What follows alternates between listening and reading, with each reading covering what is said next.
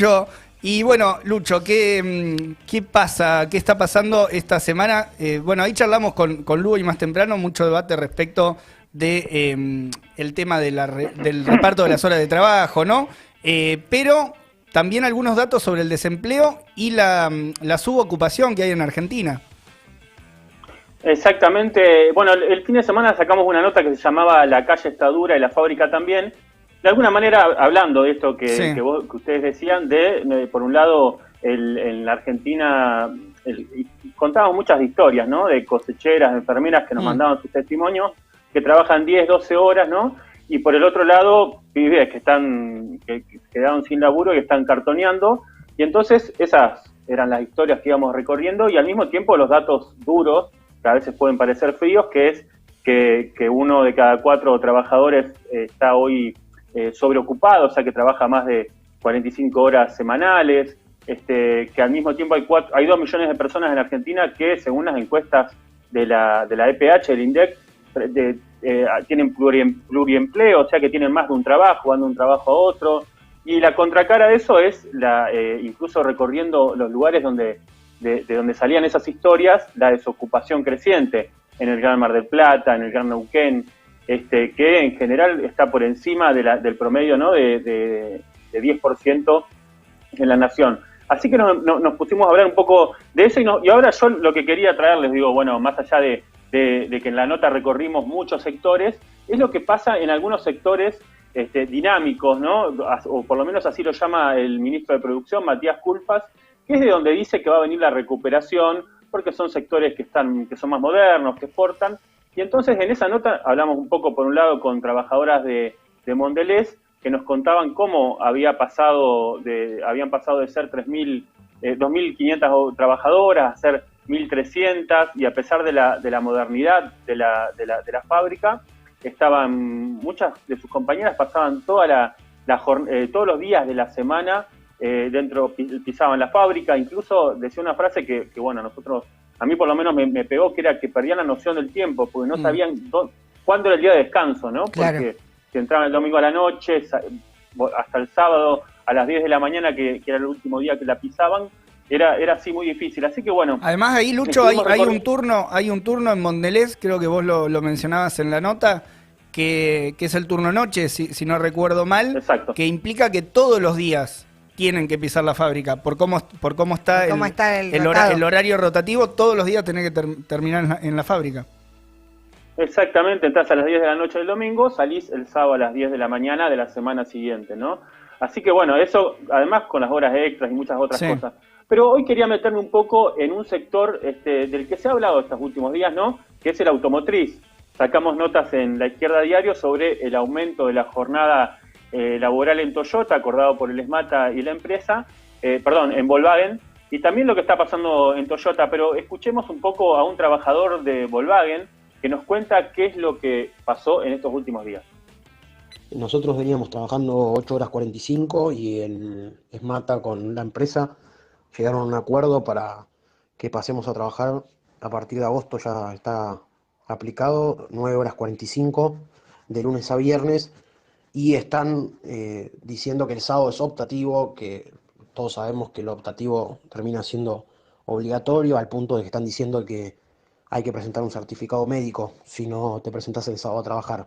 Es un cambio de modalidad de cómo veníamos, y pasaríamos a trabajar aproximadamente 58 horas, 59 horas por semana. O sea, más de lo que también está estipulado en la propia ley. O sea, Volkswagen, una empresa de punta automotriz, planteando 56 horas a sus trabajadores, muy lejos de lo que plantea la ley. Exactamente. Sabemos que la jornada máxima en Argentina son 48 horas semanales, 8 horas diarias. Bueno, acá, como contaba este trabajador, Volkswagen tiene su propia legislación. Entonces,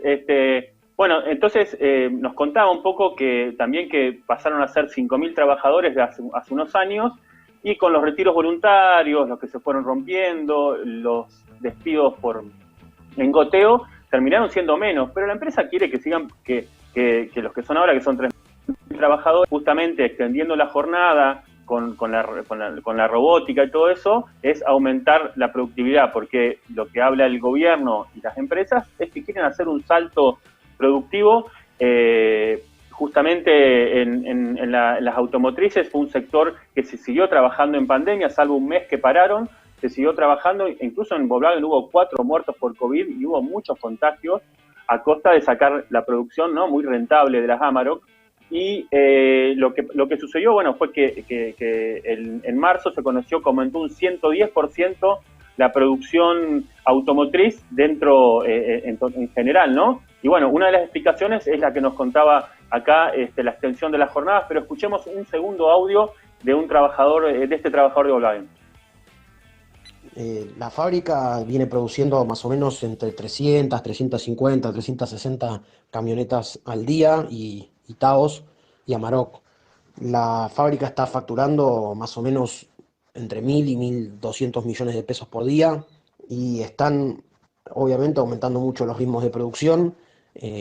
Está mucha parte de la fábrica está robotizada, pero eso, en vez de alivianar el trabajo de todos nosotros, lo que está haciendo es aumentar los ritmos y eso lleva a que agarren tendinitis, lumbalgias, hernias, problemas en la cintura, en las rodillas, en la cadera y un montón de problemas de salud que quedan para toda la vida. Hay trabajadores también que tienen problemas de estrés y distintas cuestiones. Ahora allí estamos trabajando a las 5 de la mañana, empezamos a producir, lo que se lleva una jornada entre 12, 13 horas entre viaje y trabajo, y en algunos casos un poco más.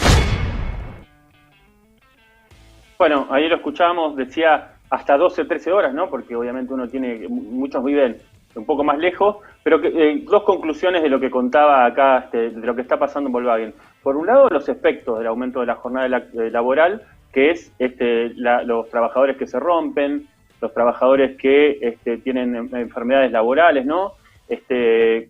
Incluso problemas psicológicos, como decía, el estrés e incluso ataques de pánico por trabajar en esas condiciones, todo obviamente en función de la producción que necesita la empresa. Y por el otro lado, la cuestión, como decía, de los avances tecnológicos, que podrían alivianar la jornada, el trabajo humano, y lejos de eso, en manos de los empresarios, en este caso de una multinacional alemana, se transforma en una forma de aumentar la explotación, que es en última instancia, obviamente, la principal fuente de ganancia de estas empresas. Así que, bueno, la denuncia, en este momento están trabajando, como decía, 10 horas, y queríamos dejarlo como un ejemplo de cómo es la recuperación que están planteando el gobierno y las empresas de una pospandemia que nunca se sabe cuándo va a empezar. Te agrego, Lucho, que además quedan con el cuerpo roto, porque para poder entrar en esas fábricas, vos lo contabas creo en una nota, te hacen un montón de test, tanto psicológicos como físicos, para agarrarte sano, y con todas estas jornadas laborales te terminan rompiendo el cuerpo, además de la cabeza también.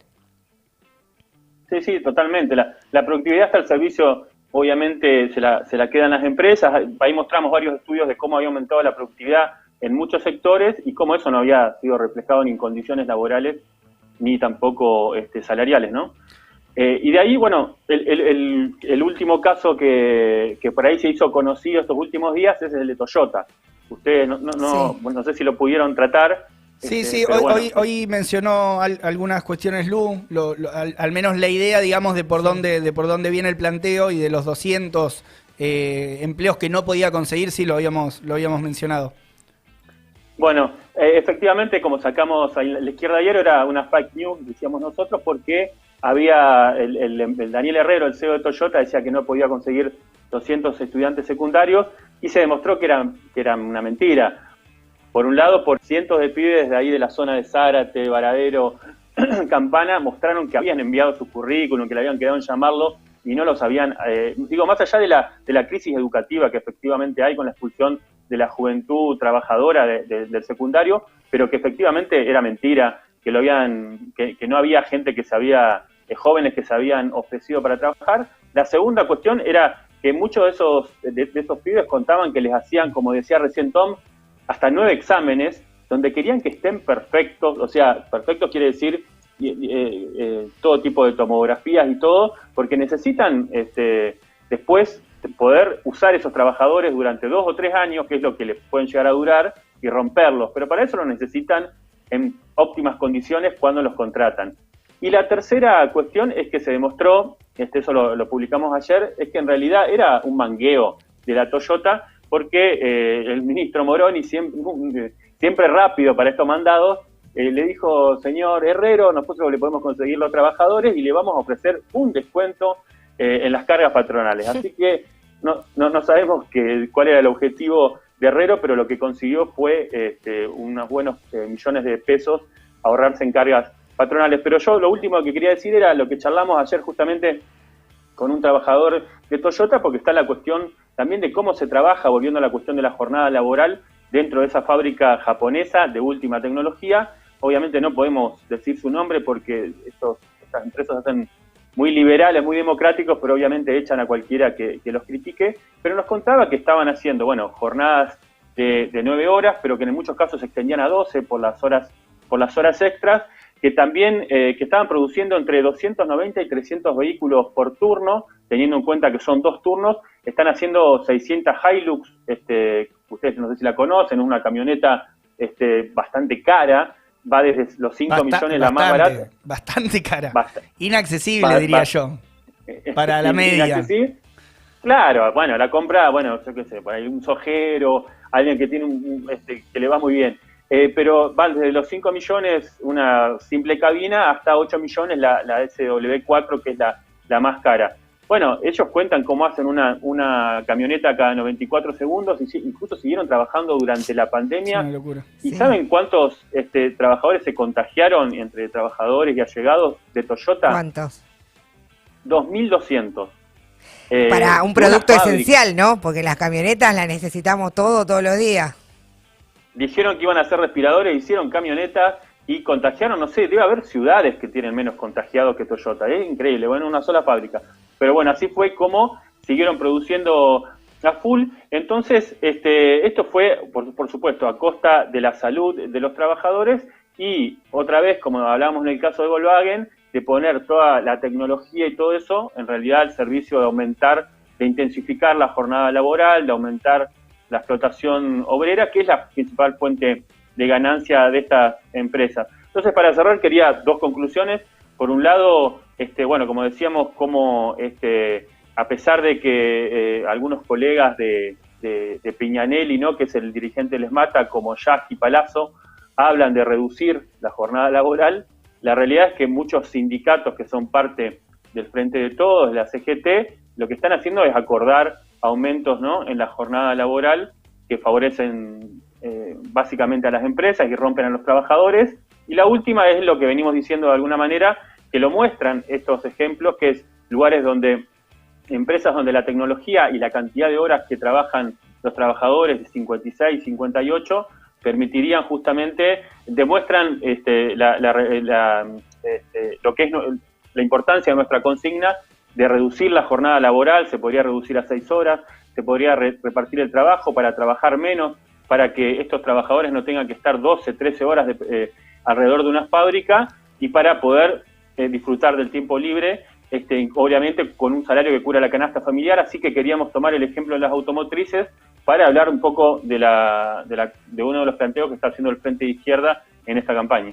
Bueno, le seguimos dando vuelta a este tema y con la importancia que tiene también estas empresas que son de las principales, ¿no? Empresas que juegan en primera y que si se trata así, digamos, a sus trabajadores en esos lugares, como es en el resto también. Lucho, como ya contestaste la pregunta cuando te recibimos y la consigna, te vamos a ir saludando ahí, tomate los mates que te quedan, tranqui. Dale. O pegate un duchazo. O pegate otra ducha. Yo me baño de mañana, pero hoy no llegué, pero así que ahora... No habías enchufado el termotanque. Ya te liberamos y le metes con todo. Un abrazo, Chao. Lucho. Saludos. Saludos. Bueno, nos vamos a escuchar.